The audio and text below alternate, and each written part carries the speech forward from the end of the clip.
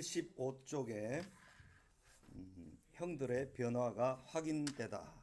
44장 30절 이하에 있는 말씀을 보겠습니다.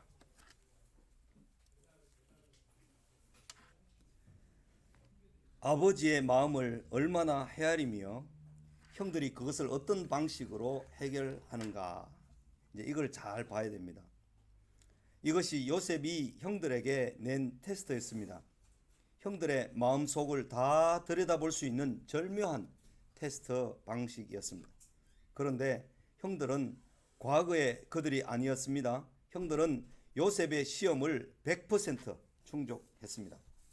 100점. 요셉의 마음이 추수하는 날의 얼음 냉수같이 시원해졌습니다. 이 잠언 25장에 있는 말씀처럼 얼음 냉수같이 시원해졌습니다. 충성된 종은 그 추수하는 날의 얼음 냉수와 같이 그 주인의 속을 시원케 한다. 그런 말씀이 있습니다. 잠언서 25장 11절에 이제는 더 이상 형들에게 자신의 신분을 감출 필요가 없었습니다. 요셉의 테스트의 마지막 활용 정점으로 요셉의 마음을 더 이상 참지 못하게 한 사람이 바로 유다였습니다. 막 그 형들의 마음을 다 이해하면서 옛날 감정이 주마등처럼 지나가면서 막 이렇게 막 요셉의 감정이 격해 있는데 그 형제들 중에 유다가 이제 이런 말을 하는 거죠. 30절 이하에 이제 말씀을 하는데, 내가 이 베냐민을 대신해서 내가 종이 되겠다, 이렇게 말씀을 합니다. 제가 말씀을 44장 30절 한번 읽어보겠습니다.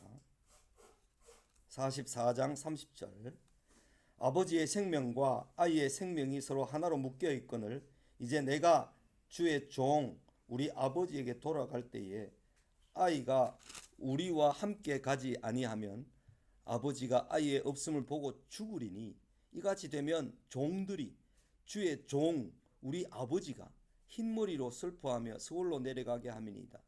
주의 종이 내 아버지에게 아이를 담보하기를 하면서 33절에 이제 주의 종으로 그 아이를 대신하여 머물러 있게 있어 내 주의 종이 되게 하시고 그 아이는 그의 형제들과 함께 올려 보내소서. 어찌 내 아버지께로 올라갈 수 있겠는가? 이 아이를 두고 두렵건대 재해가 큰 고통과 재해가 죽음이 내 아버지에게 미침을 볼 것입니다. 이렇게 말했어요. 여기 나오는 종이라는 말,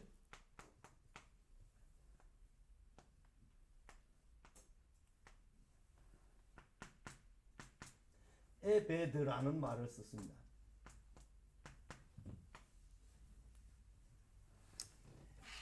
이게 종 명사형으로 쓸 때는 에베드라고 해가지고 이게 종이 됩니다. 종. 그 다음에 이 똑같은 말이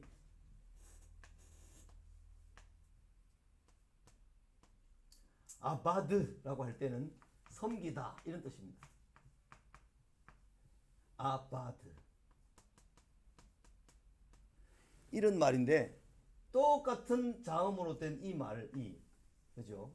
이게 섬기다는 말이 예배하다 뭐 이런 뜻으로도 쓰이죠. 우리가 하나님을 예배하다 할 때 하나님께 섬기다, 선데이 서비스라고 그래요. 선데이 서비스. 서비스가 곧 예배, 월십이라는 의미를 가지고 있는 말이잖아요. 그러니까 그것이 다 여기에서 이제 나온 거죠. 여기에서. 그러니까 이 종이라는 개념은 이 예배하고 섬기는 그런 마음을 가지고 주인을 대하는 그런 마음이 바로 이 종의 자세입니다. 종. 그래서 지금 요셉에게 지금 누굽니까? 유다가 이 종이 되겠다고 합니다. 종이. 주의 종이 되겠나이다. 이렇게 이제 이야기를 하는 거죠. 그렇다면 이 요셉의 종이 된다라는 말은 유다가 그런 말을 했지만 사실은 이 위에 누가 있습니까? 하나님이 있는 거죠. 하나님이 여기 옛날에 창세기 37장에서 요셉에게 하나님이 계시를 주셨는데 그 계시가 이제 완전히 다 이루어진 것을 이제 알게 되는 그런 상태죠. 그래서 유다가 지금 말은 이렇게 이 요셉 동생에게 종이 되겠나이다라고 말하는데, 이것은 결국은 하나님께서 계시를 주신 그 일을 이제 유다가 더 이상 피해가거나 옛날처럼 막 요셉을 팔아버리거나 미워하거나 시기하거나 아버지에게 거짓말 해버리거나 그렇게 할 수가 없다는 것을 다 나타내는 거예요. 그러니까 요셉으로 봐서는 이제 형들이 자기에게 절을 하고 종이 되겠다고 하고 이런 내용들을 봐서 자기에게 주어진 하나님의 계시가 이제 형들에게까지 다 깨달아 알게 되었다는 것을 확인하게 되는 시간이 되는 거죠. 이 형들이 종이 되겠다는 것은 결국 하나님의 계시를 다 받아들이겠다는 이런 뜻으로 해석이 되는 거죠. 그래서 요셉이 더 이상 참을 수가 없는 거죠. 이런 모든 것을 확인하게 되었을 때 요셉은 더 이상 참을 수가 없는 거죠. 참을 수가. 견딜 수가 없었어요. 그래서 이제 형들이 그런 말을 했을 때 아버지의 마음을 다 헤아리고 하나님의 계시까지 다 헤아리는 그런 상태에서 요셉은 이제 더 이상 참을 수가 없는 거죠. 오늘 본문 44장 30절에서 34절까지 짧은 본문입니다. 이 본문은 창세기 매일 성경 아침 묵상에서 제일 짧은 본문입니다. 넉 절밖에 안 되는, 5절밖에 안 되는 이런 짧은 본문이지만 그러나 가장 심오한 내용이 들어 있습니다. 요셉의 형들이 하나님의 마음을 헤아리는 주의 백성같이 되어 있었습니다. 유다는 아버지의 생명과 아이의 생명이 하나로 묶여 있다고 말했습니다. 그것은 하나님께서 그의 자녀들을 하나님의 눈동자같이 아끼시고 사랑하고 하심을 알고 있다는 그런 말입니다. 독생자를 주시기까지 자녀들을 사랑하시는 하나님의 마음을 아는 자들이 아버지께 구원을 받습니다. 영생을 얻습니다. 유다는 자기 아버지 야곱마저도 요셉의 종으로 받아들입니다. 주의 종 내 아버지 이렇게 말합니다. 그러니까 요셉에게 11 별들이 절하고 해와 달들도 요셉에게 절하게 되었다는 것은 그 요셉에게 주어진 하나님의 계시에 절하는 그런 장면입니다. 하나님의 계시에 철저하게 복종하고 인정하고 순종한다는 그런 의미의 절이 요셉이 꾼 꿈의 내용이었어요. 그런데 이제 형들은 그것을 온전히 깨닫게 되는 그런 상황에 이르게 된 것입니다. 하나님의 마음을 헤아리듯이 아버지의 마음을 다 헤아린 것입니다. 요셉의 꿈을 하나님의 계시로 받아들였음을 암시합니다. 나중에 아버지 야곱은 죽기 전에 요셉에게 절하였습니다. 이거 내가 여러 번 이야기했습니다. 47장 31절에 요셉이 침상머리 맡에서 하나님께 경배하였더라라는 말로 되어 있는데 거기 하나님이라는 엘로힘이라는 말이 없다 그랬습니다. 그래서 요셉에게 절했는데 그것은 곧 요셉에게 주신 하나님의 계시를 그대로 야곱이 다 순종하게 됐다. 야곱이 다 깨닫게 되었다 하는 것을 나타내는 말입니다. 베냐민이 없으면 아버지는 죽는다는 사실을 유다가 깨달았기 때문에 유다는 자기의 몸을 베냐민을 대신하여 내어 놓았습니다. 아버지를 살릴 수 있는 길이라면 자기가 얼마든지 희생을 하고 책임을 지고 총대를 매야 된다는 생각을 했던 것입니다. 형제들 모두가 요셉을 주로 부르며 스스로 종으로 부르기를 수차례나 반복했습니다. 이렇게 요셉을 주로 많이 말했던 것은 어쩌면 옛날 요셉의 꿈이 그대로 이루어졌음을 고백하고 있는 것이 분명합니다. 유다가 베냐민의 죄를 짊어졌습니다. 유다는 책임을 질 줄 아는 사람이었습니다. 지도자의 덕목에서 가장 중요한 것입니다. 자기가 베냐민을 데리고 애굽으로 곡식 사러 내려올 때에 아버지에게 한 말이 있습니다. 내가 이를 아버지께로 데리고 돌아오지 아니하면 영영이 아버지께 죄짐을 지리이다. 죄를 내가 지겠습니다. 그렇게 했던 말입니다. 유다는 그 약속대로 총리에게 이렇게 자신을 내려놓았습니다. 이제 주의 종으로 그 아이를 대신하여 머물러 있어 내 주의 종이 되게 하시고 이 아이는 그의 형제들과 함께 올려 보내소서. 여기서 우리는 유다를 주목하여 보지 않을 수 없습니다. 38장에서 며느리 다말이 임신하여 그를 끌어내어 불살하라. 이렇게 시아버지가 다말을 임신해온 다말을 그렇게 서서히 폴해서 고함 질렀습니다. 그런데 다말이 유다의 보정물인 도장과 지팡이를 내놓았을 때 유다는 즉시 그는 다말은 나보다 옳도다. 나는 그보다 불의하도다. 이 말을 했습니다. 그것은 그들이 가지고 있는 법에 의하면 막내 아들 오난이 자랐을 때 이 큰 며느리, 큰 아들의 며느리로 들어온 아들이 큰 아들이 죽었으니까 둘째 아들과 결혼했는데 둘째 아들도 죽었어요.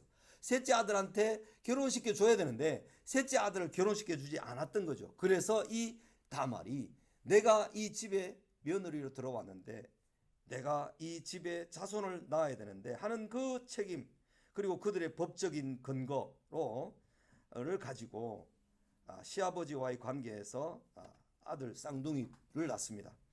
그랬을 때 그 임신한 뱃속에 들어있는 아이들의 아버지가 자기 자신임을 알고 유다는 즉각 그는 나보다 옳도다. 그는 의롭고 나는 불의하다.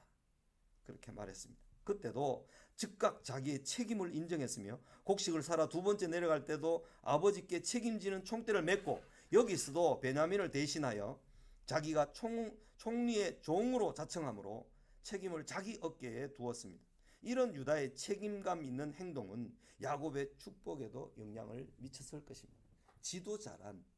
지도자가 된다는 것은 어떤 일이 책임질 일이 주어졌을 때 책임질 일을 회피하지 않고 자기 어깨에 두는 사람이 진짜 지도자입니다. 자기 교회에 어떤 문제가 생겼거나 어떤 심각한 문제가 발생했을 때 제일 고통을 느끼면서 제일 책임을 느끼면서 아파하는 사람이 누구냐 하면 목사님입니다. 담임하고 있는 목사님입니다. 그런데 그 책임을 자기가 지지 않고 성도들에게 미루고 핑계대고 저 사람 때문이다, 이 사람 때문이다, 누구 장로 때문이다 라고 하는 것은 지도자의 자격이 이미 결여되어 버린 것입니다. 자기가 분명히 잘못한 일에 대해서 자기가 책임을 져야 되는데 그건 참 내가 사과합니다. 정말 사과를 하는 그런 방식을 하든지 아니면 자기가 더 크게 책임질 일이 있으면 떠나야 되는 그런 입장이에요. 그런데 그렇게 하지 않고 자기 살아남으려고 핑계를 다른 사람에게 대는 이것은요 지도자가 할 수 없는 일입니다. 그래서 저기 정부 고위직에 있는 사람들은 자기 밑에 있는 사람을 살리기 위해서 자기가 떠나거나 이렇게 사표를 내고 떠나는 경우가 많이 있죠. 그런 겁니다. 유다는 베냐민을 다른 형제들과 가나안으로 올려 보내주시기를 부탁하면서 마지막으로 그 아이가 나와 함께 가지 아니하면 내가 어찌 내 아버지에게로 올라갈 수 있습니까? 두렵건대 제 애가 내 아버지에게 미침을 보리이다. 이렇게 말함으로 그의 긴 변명의 말을 끝냈습니다. 그들은 아마 분명히 옛날에 요셉이 죽었다고 말하면서 요셉의 옷을 갖다 바치면서 아버지 울지 마이소 울지 마이소 하면서 위로했던 그 말을 그때를 생각했을 것입니다. 왜냐하면 지금 베냐민 없이 아버지에게 또 올라가가지고 아버지 베냐민은 살아있잖아요. 죽진 않았잖아요. 아버지 괜찮습니다. 이렇게 해가 위로할 어떤 명분도 어떤 생각도 할 수가 없는 거예요. 왜냐하면 그때 거짓말해서 요셉이 아버지에게는 죽은 사람으로 됐잖아요. 그때 아버지가 슬퍼하는 것이 얼마나 슬퍼했는지를 알기 때문에 그 20년 동안 그죠 거짓말 하는데 얼마나 신실했던지 아버지에게 들키지 않고 그냥 아버지에게는 요셉이 죽은 상태로 있는데 또 지금 베냐민마저 죽게 되면 그 큰 고통을 내가 졌어라도 아버지에게는 그 고통을 지게 해서는 안 된다. 이런 생각을 하게 됐던 거죠. 이것은 유다가 이복 동생 베냐민을 사랑하기 때문이 아니라 아버지의 마음을 온전히 헤아리고 있음을 보여주는 말입니다. 요셉을 미디안 상인들에게 팔아버린 그때의 유다가 아니었습니다. 그러고도 평안히 아버지에게 나아가서 내 동생이 짐승에게 찢겨 죽었다고 태연자약 말할 수 있는 그런 유다가 아니었습니다. 유다는 분명히 아버지를 위하여 자기의 목숨까지도 버릴 수 있는 그런 마음으로 변해 있었던 것입니다. 그것은 요셉의 마음을 다 녹이기에 충분한 것이었습니다. 더 이상 무엇을 바라겠습니까? 요셉은 형 유다의 그 말을 들었을 때 더 이상 감정을 억제할 수가 없었습니다. 본물이 터져 나오는 그 울음과 탄식과 막 저거죠. 울부짖는 거죠. 시종하는 모든 이들을 물러가라고 한 뒤 형들 앞에서 큰 소리로 울었습니다. 엉엉 울었을 것입니다. 얼마나 큰 소리를 울었는지 애굽 사람들뿐만 아니라 바로의 궁중까지 들렸다. 그렇게 할 정도로 요셉이 큰 소리로 울게 됩니다. 그것은 형들의 마음이 얼마나 20몇 년 동안 단련되고 연단되고 형들의 마음이 아버지 앞에서 늘 거짓말한 것 때문에 죄송하고 송구하고 그러면서 아버지의 마음을 충분히 헤아렸다는 것을 요셉이 확인하게 된 겁니다. 그래야만 지금 요셉과 형들 사이에 그 반목과 그 원수지간처럼 되어 있던 확인되지 아니한 이런 것들을 용서할 수 있고 화목할 수 있는 것입니다. 요셉은 형들에 대해서 이제 하나님께서 나를 그렇게 하셨다는 것을 충분히 알기 때문에, 그죠? 요셉은 형들을 원망하거나 그렇게 할 마음으로 한 게 아니에요. 그러나 형들의 마음이 진정으로 변화되어 있지 않으면 내가 용서한들 형들이 변화되지 않았는데 똑같은 상황이 반복될 뿐이라는 것을 알기 때문에 요셉은 형들이 제발 변화되어 있기를 간절히 바랬던 것입니다. 그게 안 되면 절대로 이 일이 화목한 상태로 회복되거나 가족들이 새롭게 회복될 수 있는, 새롭게 온 가족들이 애굽에서 만나야 되는데 그렇게 될 수가 없다는 거죠. 그래서 44장 그 뒷부분에는 종이라는 말이 가지는 의미, 그죠? 요셉 밑에서 유다가 종이고 아버지 야곱이 종이다는 그 이야기는 하나님의 계시가 온전히 이루어졌음을 고백하는 차원의 말이었다라고 이해를 할 수가 있는 것입니다. 이제 45장으로 넘어갑니다.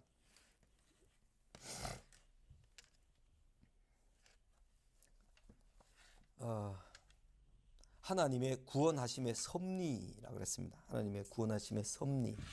이제 하나님께서는 하나님의 약속의 말씀을 반드시 성취하시는 분이죠. 하나님은 당신의 약속을 절대로 헛된 대로 그 말씀이 사그라 없어지거나 취소되거나 무시되지 않고 그 말씀이 반드시 이루어지도록 하시는 것이 하나님의 섭리인데, 제가 섭리에 대해서 늘 이야기를 하잖아요. 이게 손수변인데 손수변에 귀 이자가 세 개라 그랬죠. 이게 섭자예요. 다스릴 섭자예요. 다스릴 섭자.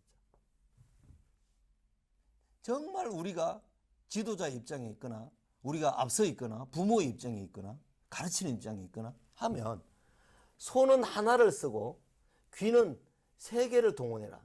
두 개밖에 없는데 그래도 더 들으려고 해라.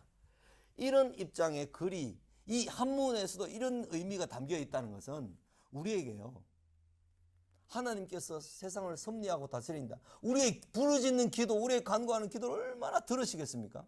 사실은. 그죠? 그래서 예수님께서도 지금 하나님 보좌 우편에 앉으셔서 우리를 위해서 친히 간구하시고 성령께서도 말할 수 없는 탄식으로 우리를 위해서 기도하시고, 그렇다면 먼저 하나님 품에 가 있고 하나님 예수 그리스도와 함께 있는 우리의 믿음의 선진들, 이 사람들은 그냥 가만히 있겠냐는 거죠.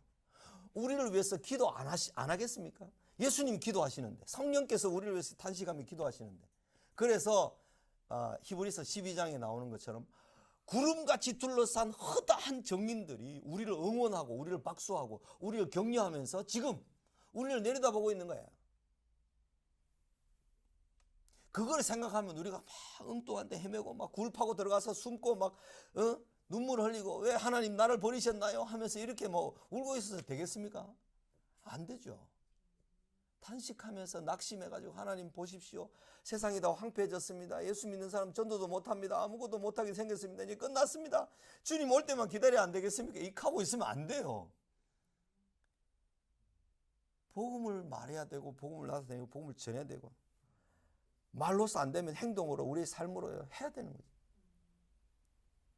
제가 아침에 주일날 아침에는 어떻게 봉사를 할까 해서 우리 그 유라동 롯데아울렛 그 위에서 그 위에 있는 두 블럭을 아침에 이제 도로를 청소합니다. 앞뒤로 청소를 자루에다가 큰 자루에다가 이제 담는 그 자루를 가지고 청소를 하는데,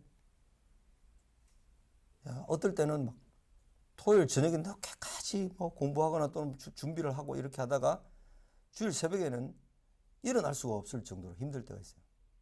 우리 집사람은 여보 좀 쉬어도 돼. 안 해도 돼. 근데 한번 하기로 한 것에 대해서는 선을 행하되 낙심하지 말고 행하자. 또 피곤하더라도 지치지 말고 하자. 이런 마음을 가지고 주일 아침에는 그 도로를 쫙 가면서 가게들마다 기도합니다. 하나님, 이 가게들이 있는 동네에 제가 와서 지금 목회를 하고 교회를 하고 있는데 하나님 이곳 사람들이 복음을 듣고 예수님께로 나오게 해주십시오.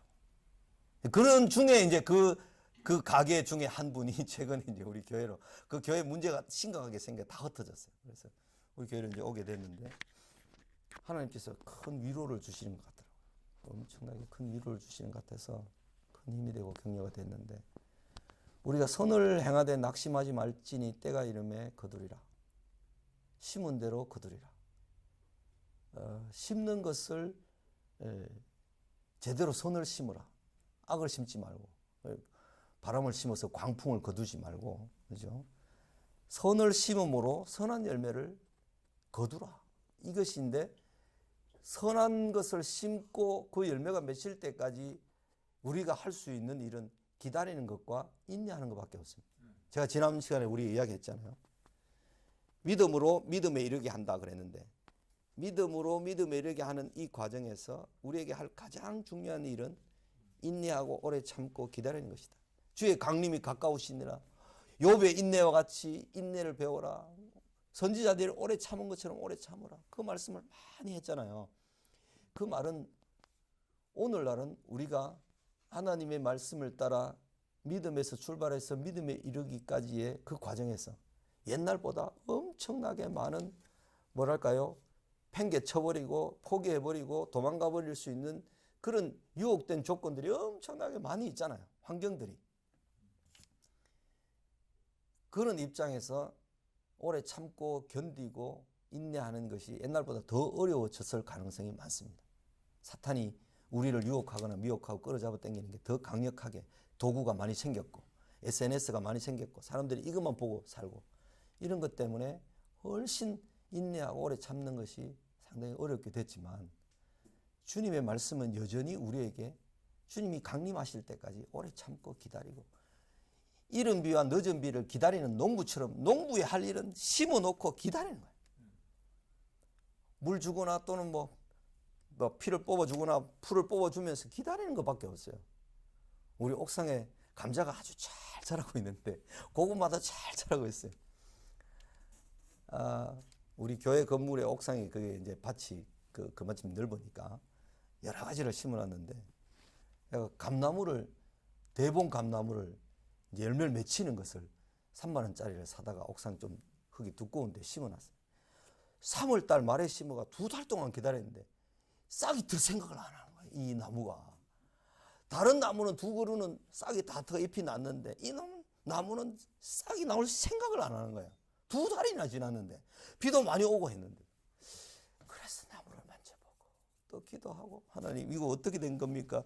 내가 그래서 그 나무집에 전화를 한번 했어요. 사진 찍어가지고 잎이 안 나오는데 어떻게 합니까? 이거 바꾸어 줄랍니까? 하면서 그랬더니 아니 나무가 정상적으로 되어 있다고 좀 더 기다려보라 해요. 2달이나 기다렸는데 아직 잎이 하나도 안 나온다고 막 그렇게 이제 이야기를 불평을 했거든. 그래 좀 더 기다려보시라고. 알았습니다. 기다리는데요 5월 말이 돼가지고 잎이 나오더라고. 잎이. 야, 그래서 잎이 확 나올 때요 내가 막 가슴이 얼마나 막 한편으로 부끄럽고 한편으로 막 감격이 되더라고. 잎이 나무에서 이 살아있는 나무에서 잎이 나오는데 왜 그렇게 감격스러운지 야 이놈 나무가 살았구나 이놈 나무가 그래도 희망을 주는구나 하면서 얼마나 감격스럽던지요. 하나님 마음도 그러지 않을까 생각이 돼요. 우리가 끝까지 인내할 때 그죠? 그래서 마침내 어떤 열매 어떤 싹을 보았을 때 하나님이 그렇게 기뻐하시는 내가 기뻐했는 것처럼 하나님도 그러실 거다 생각을 하면서 하나님의 구원하심의 섭리에 요셉이 얼마나 오랫동안 기다렸습니까? 형들이 한 번 왔다가 또 갔다 와고 또 할 때 얼마나 기다리면서 또 형들을 알아보기를 원했습니까? 기다림보다 더 중요한 일은 신앙생활에서 없다. 오래 참는 것보다 더 중요한 일은 없다. 우리 자녀들, 우리 부모님들 계시고 자녀들 아직 신앙생활 안 하는 경우도 있고 신앙생활 열심히 좀 했으면 좋겠다 바라고 있는데 기다려 주십시오. 그리고 기도하십시오. 그 과정 중에 기도하고 기다리는 중에 하나님을 전심으로 향해서 기도하고 찾는 자들에게 하나님께서는 반드시 그 기도를 응답해 주시고 선한 것을 베풀어 주시고, 그죠? 생선을 달라 하는 자에게 뱀을 주지 않고 반드시 생선을 주시고 악을 주지 않고 선을 주신다는 사실을 우리가 분명히 믿음으로 인내해야 됩니다. 인내, 집사님들 인내하십시오. 끝까지. 아마 이 학기가 끝나고 아니면 또 이 바이블 플러스 2년 과정이 끝나고 그렇게 되면 하나님께서 은혜를 베풀어 주시지 않을까 믿으시기 바랍니다. 예. 하나님께서 선한 것을 반드시 베풀어 주실 것이라고 믿습니다. 예,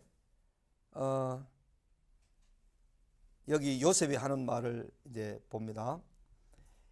형 유다의 긴 변호와 어디까지 읽었죠 아까?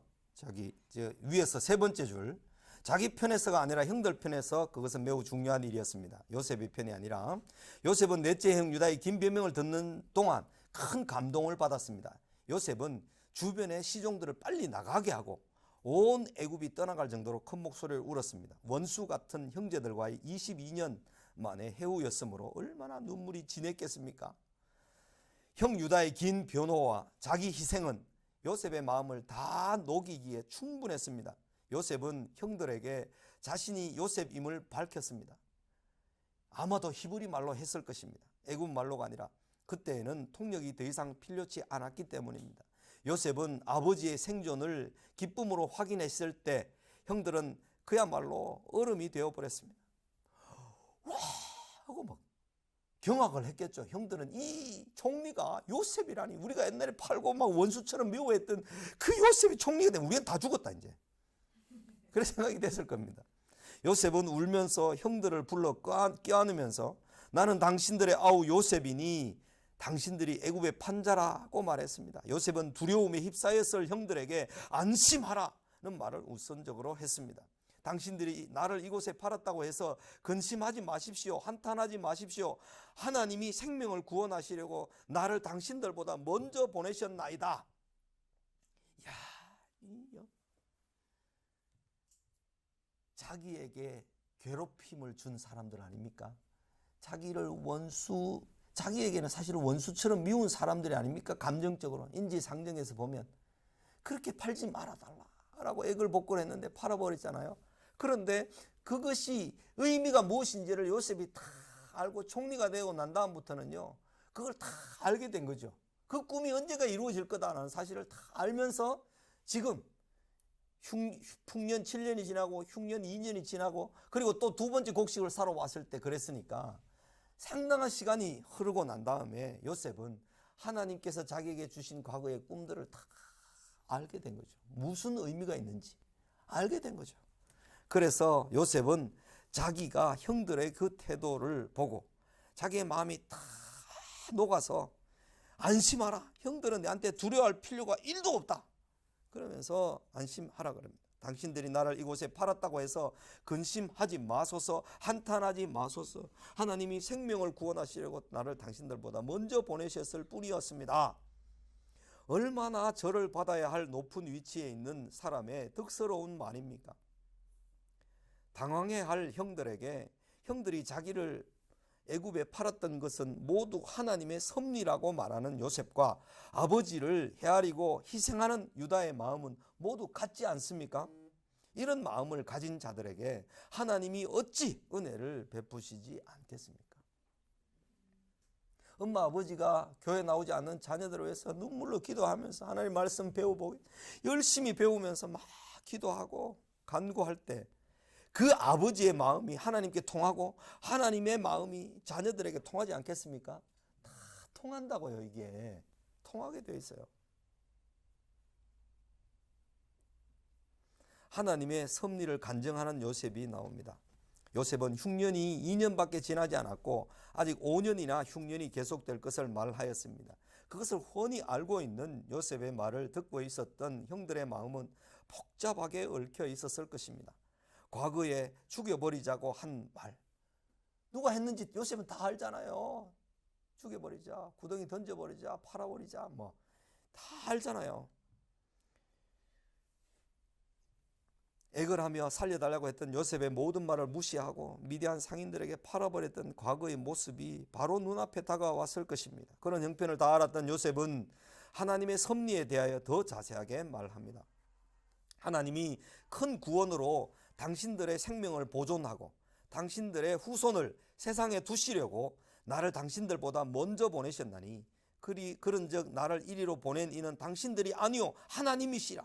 하나님이 나를 바로에게 아버지로 삼으시고 그 온 집의 주로 삼으시며 애굽 온 땅의 통치자로 삼으셨나이다. 이거 보세요. 요셉이 지금 바로 왕과의 관계를 이렇게 말합니다. 하나님께로부터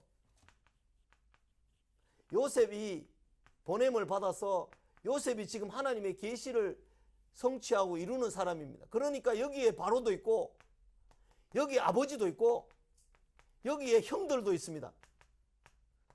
전부 어디에 있습니까? 하나님 아래에 있습니다.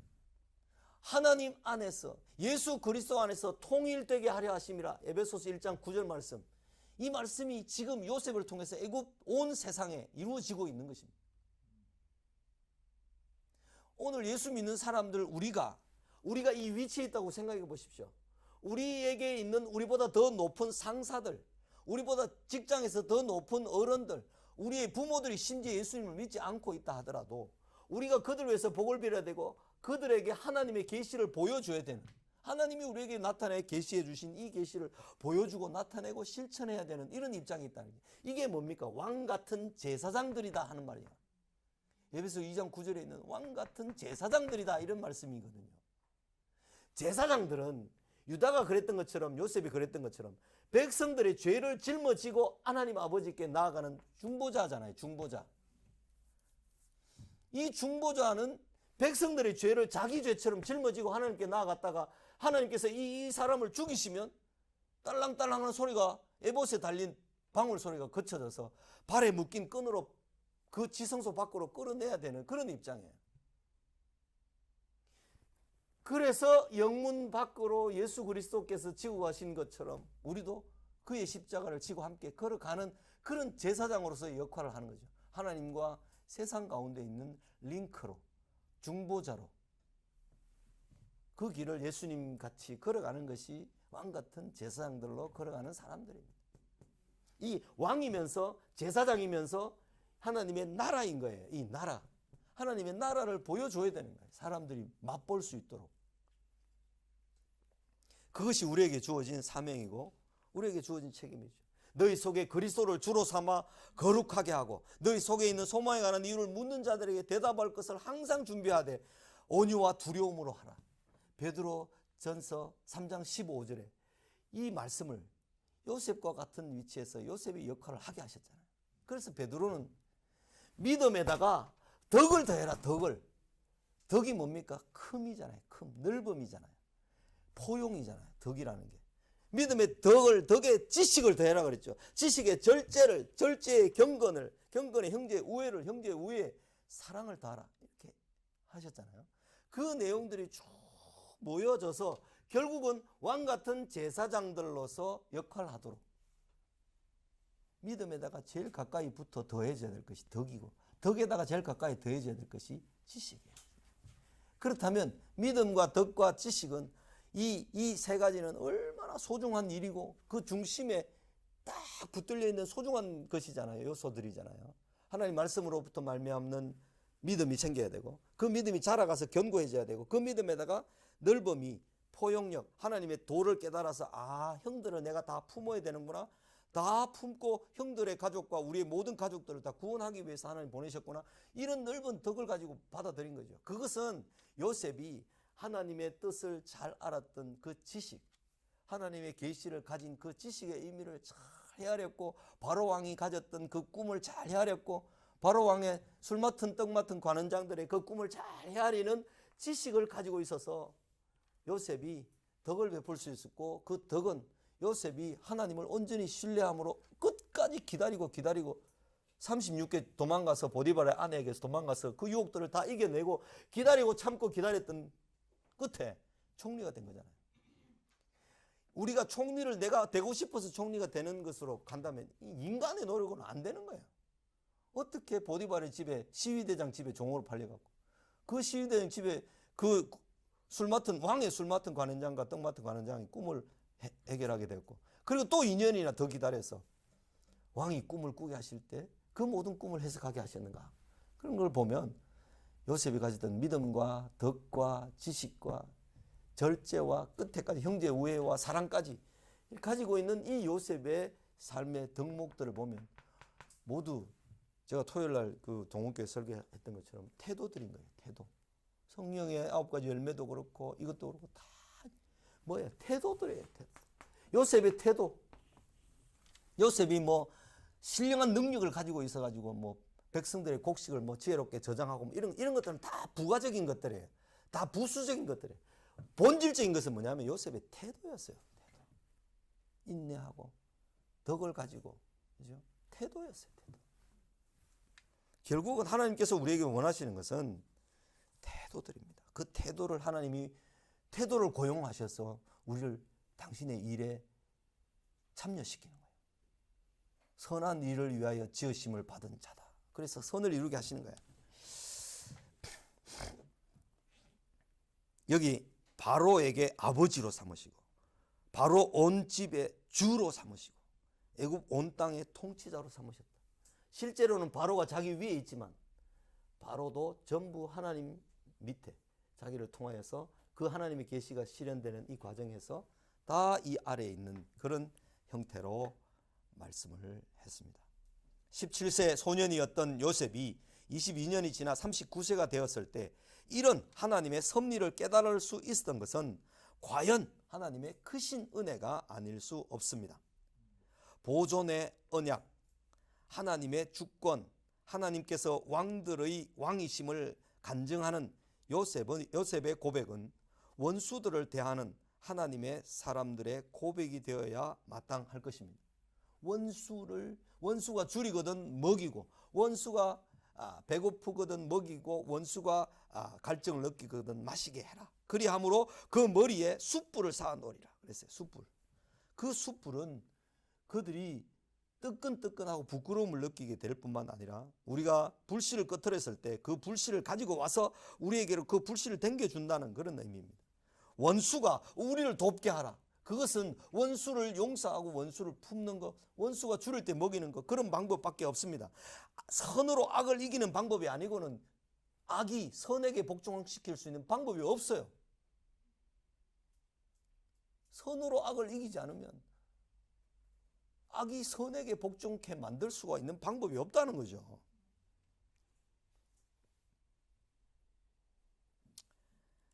애굽으로 가족 모두를 부르시는데 요셉의 형들은 어안이 벙벙해서 아무 말도 하지 못한 채 엎드려서 요셉의 말만 듣고 있습니다. 도무지 현실이 아니라 꿈만 같았습니다. 요셉은 형들에게 자신의 눈과 베냐민의 눈과 자신의 입을 손으로 더듬으면서 형들에게 꿈이 아님을 설명했습니다. 형님들, 내가 요셉이 맞아요. 내가 여기 어떤 점이 있으면 그걸 보여줬겠죠. 아니면 뭐 옛날에 있었던 사건들 뭐 다 이야기했겠죠. 증명하기 위해서.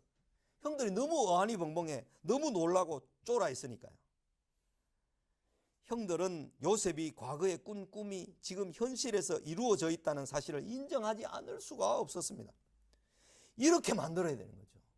네가 무슨 소망으로 무슨 희망으로 그렇게 주일날 돈 안 벌고 교회를 가고, 네가 그렇게 무슨 저게 돈이 많다고 10분의 1을 11조로 헌금을 하고, 이걸 잘 몰랐는데 그걸 다 하면서 다른 사람들보다 훨씬 더 주일날 일 안 하고 교회 가서 예배 드리고 하나님께 예배하고 기도하고 헌금하면서 다른 애들은 다 그 11조 되는 돈을 다 모아가지고 집도 사고 이렇게 하는데 나중에 알고 보니까 그렇게 했는 너가 훨씬 더 행복하고 건강하고 잘 사는구나. 그것을 하나님께서 우리를 사용하셔서 보게 하시는 거예요. 그럴 때 그 사람들이 우리에게 대한 소망의 이유를 묻는 거죠. 너는 왜 그렇게 사나? 왜 그렇게 하나님을 의지하며 사느냐? 그럴 때 우리가 대답을 해야 되죠. 예수님이 답입니다. 예수님이 그렇게 하셨습니다. 그렇게 간증을 할 때 그 말이 아주 힘 있는 말이 되겠죠. 지금 요셉은 형들로부터 총리가 되어 있는 것 때문이 아니라 요셉에게 이루어진 그 모든 과거에 주신 꿈이 이루어진 사실을 보고 형들도 제대로 된 형들이라면 하나님께서 요셉을 계시의 수납자로 사용하셔서 하나님께서 크신 일을 우리와 우리 가족들에게 이루어 주셨구나. 그 하나님을 찬양함으로 지금 형들이 동생에게 절하고 있다는 사실을 형들이 깨달았을 것입니다. 나중에 야곱도 마찬가지로 그 모든 사실을 깨달은 야곱이 자기 아들에게 절했던 것은 하나님을 경배한 내용입니다. 자기 아들에게 절은 했지만 하나님을 경배한 것이 하나님께서 요셉에게 주신 그 꿈이 다 이루어졌음을 인정하는 그런 의미로 아들에게 아버지인 야곱이 절을 하는 것입니다. 요셉은 형들에게 속히 올라가서 아버지에게 전할 말을 일러주었습니다.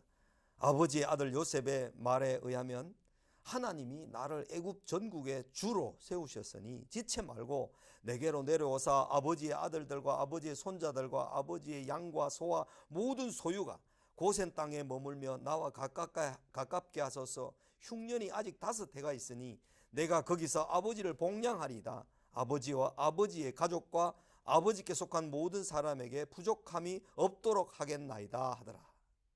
요셉은 우선 베냐민과 그리고 나서 형들과 입을 맞추고 안고 울었습니다. 형들이 그제서야 요셉과 말하기 시작했습니다. 하나님의 구원하심이 이토록 드라마틱하고 감동적입니다. 여러분, 우리가 우리 인생에서 이런 경험을 똑같은 경험을 할 수 있겠습니까? 그러나 이런 일은 하나님께서 우리를 통해서 얼마든지 이루시기를 기뻐하시고 원하시는 일이잖아요. 그죠? 우리가 우리에게 원수짓을 했던 사람들을 녹여내고 그 사람들을 꼼짝 못하게 그럴 수밖에 없도록, 그죠? 하나님께 절하고 하나님을 찬양하지 않을 수 없도록 그렇게 사는 데는 인내가 필요하고 끝까지 선을 잃지 않는 그런 자세가 필요한 거죠. 그게 돼야 결국은 사람들이 우리에게 엎드려서 절하게 되어 있습니다. 여러분, 이렇게 두 사람이 싸우려고 할 때 으릉을 서로 막 한치도 물러서지 않고 막 하는데 한 사람이 딱 박으려고 머리를 딱 치고 들어오는데 그래 나도 박자 하면서 딱 박으면 둘 다 박 터질 수밖에 없죠. 둘 다 박 터져요. 그런데 막 으릉거리는데 한 사람은 박는다고 딱 나오는데 한 사람은 한 걸음 탁 물러가요. 그럼 이 사람이 여기를 딱 겨누어 가지고 딱 왔는데 이 사람이 한 걸음 뒤로 물러가니까 여기 딱 거꾸로지는 거죠. 이제 이런 것을 경험해야 됩니다. 이런 것을. 제가 그 DFC에서 사역을 이제 서울 가서 10년 동안 하는 동안에 우리 단체가 이제 법인을 만들기를 원했어요. 법인이 돼야 조직이 오랫동안 유지되고 공적인 저게 되잖아요. 법인이 돼야 4대 보험을 다 할 수가 있거든요. 4대 보험. 4대 보험을 하는 것 때문에 이제 지도부에 있는 저나 대표 같은 경우에는 4대 보험을 하려면 법인이 돼가지고 법인 소속으로 직원들이 다 일을 하도록 해야 된다. 법인을 하려고 하면 재산이 부동산이 5억 이상이 되는 게 있어야 돼요. 그것을 만들어서 이제 이 정도 이제 건물을 다 만들었으니 이제 법인으로 만들자. 이 재산이 내 재산으로 되어 있으니까 내 이름으로 되어 있어서 의료보험도 많이 나오고 우리 애들 학교도 뭐 등록금도 장학금 혜택을 못 받는다. 그러니 빨리 법인으로 받자. 그러면 법인으로 받으려고 하면 그냥 단체로 있다가 그냥 정관을 가지고 있다가 법인 정관을 바꿔야 되거든요. 그러면 전체 구성원들의 직원들의 3분의 2가 찬성을 해야 그 정관을 바꿔서 법인으로 등록한단 말이야. 그런데 총회를 열었어요. 총회를 열었더니 우리 선교사 선교사들이 간사들이 뭐 4대 보험을 하면 뭐 DFC 본부에서 반을 내주고 우리가 반 내면 괜찮겠는데 우리가 모금을 해가지고 우리 모금된 돈으로 다 100%다 그죠? 9% 국민연금, 9% 의료보험, 뭐 0.5% 고용보험 뭐 이런 것들을 다 우리가 다 감당해서 내야 되는데 우리가 너무 손해보는 것 같고 그거 하기 싫다. 법인으로 재산을 제 개인으로 이름으로 되어 있는 것을 법인으로 넣어가지고 여러분 모두의 것으로 해라. 이걸 혼자 가지고 있으면 내가 죽으면 갑자기 사고로 죽으면 여러분들이 이 자산이 어디로 가는지 아느냐? 내 아내에게로 내 자녀들에게 다 그냥 가버린다. 그런데 이 재산을 다 이루어 놓고 이것을 그냥 이렇게 받지 않으려고 하면 어떻게 되느냐고 막 설득을 했어요. 총회를 모아놓고 해도 안 돼가지고 그래 내가 1시간 동안 그러면 우리가 각자 기도하자 하면서 나는 이 앞에 앉아서 기도하고 우리 직원들은 각자가 막 토의하고 찬반을 토의하고 막 시끄럽게 이야기를 했어요. 1시간이 지나서 우리 다시 모입시다 해가지고 우리 충분히 알 만큼 설득을 하고 충분히 이야기를 했으니까 우리가 이제 투표를 합시다. 투표를 하려고 하는데 투표를 하는데 3분의 2는 42.3명이 나오는 거예요. 그럼 몇 명 돼야 됩니까? 43명이 돼야 되는 거예요. 42명 나오면 안 되는 거죠. 정관이 통과가 안 되는 거죠. 그런데 하나님께 기도하고 이제 토론 그만하고 기도하고 결정합시다. 해가지고 43명이 나왔어요.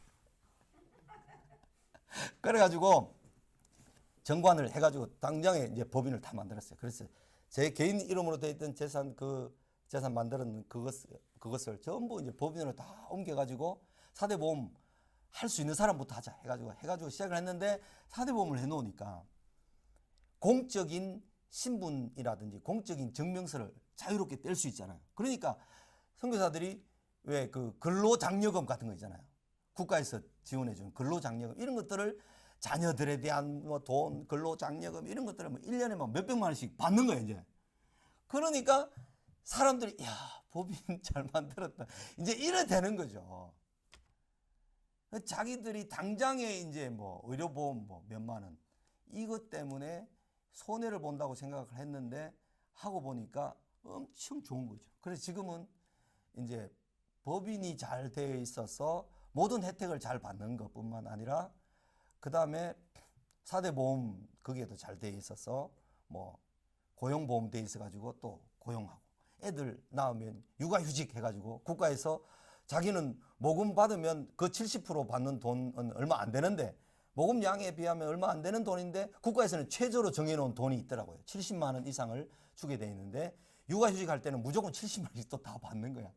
남편도 육아휴직 해가 돈을 받을 수 있고 아내도 받을 수 있고 남편과 아내가 다 육아휴직을 해서 그 국가로부터 그걸 받을 수가 있어요.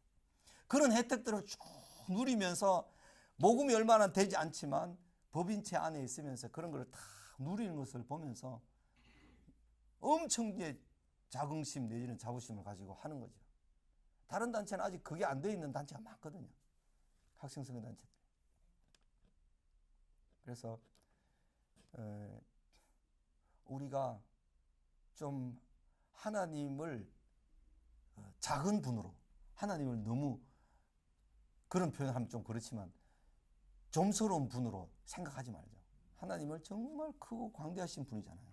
하나님 얼마든지 우리를 뭐 어떤 형태로든지 어떤 방식으로든지 하나님은 우리를 통해서 당신의 선을 이루어내시기를 기뻐하시는 일이기 때문에 기뻐하시는 분이시기 때문에 얼마든지 우리가 하나님의 뜻을 따라 순종하고 하나님의 뜻을 따라가고 그 길로 빛을 따라가고 그 길로 생명을 얻고 희망과 꿈을 얻고 이렇게 가다가 보면 하나님께서 일을 하시고 하나님께서 이루시는 거죠. 그게 우리가 뭐 두려워하고 막 우리 눈으로 우리 손으로 재고 막 이렇게 하면 안 돼요. 사사시대에 보면 그런 말이 2번 나오고 4번 나오는 경우도 있고 한데 그때는 이스라엘의 왕이 없으므로 각자 자기 소견에 옳은 대로 행하였더라. 그런 말씀이 나오거든요. 사사기 뒷부분에 가면 자기 소견에 옳은 대로라는 말은 자기 눈에 좋은 대로거든요. 자기 눈에 자기 소욕에 좋은 대로 자기 눈에 좋은 대로 그러면 결국 하나님을 외면하고 떠나는 것인데, 그럼 하나님도 그러면 나는 너희들이 나를 떠났으니까 나도 너희들에게 응답하지 않겠다. 너희들이 막 온갖 부지런하게 몸을 해하면서까지 부르짖어도 내가 너희들에게 눈을 돌리지 않겠다. 귀를 듣지 않겠다. 닫아버리겠다. 이런 말씀이 이제 잠언서 1장에 나오는 말씀들인데, 하나님께서 우리와 관계하실 때 우리가 주님을 사랑하고 주님을 기뻐하고 주님을 즐거워하기를 기뻐하시는데, 우리가 주님을 멀리하고 도망가면 갈수록 하나님께서 일하시는 것을 막는 거예요. 갈수록 그렇게 하나님을 떠날수록 막는 거죠. 이게 이제 교만하고 미련한 자세. 요즘 잠언서에서 늘 보는 교만하고 미련하고 악하고 게으른 다 거의 같은 일이 되는 거예요. 그래서 하나님의 구원하심과 섭리를 철저하게 인정하고 받아들이는 사람일수록 자기의 일에 부지런하고 자기의 책임에 성실하고 진실해야만 되는 거예요.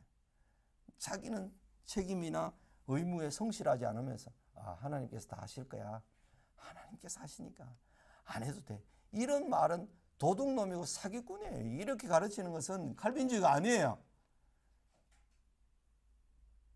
인간이 할 수 있는 반응들, 인간이 할 수 있는 책임들을 마땅히 다 하는 것을 우리 개혁주의의 가르침입니다.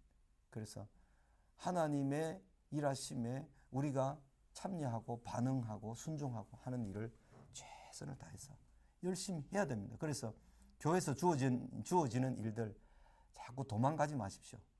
저는요, 고등학교 때 2년간 학생회 회장을 했습니다.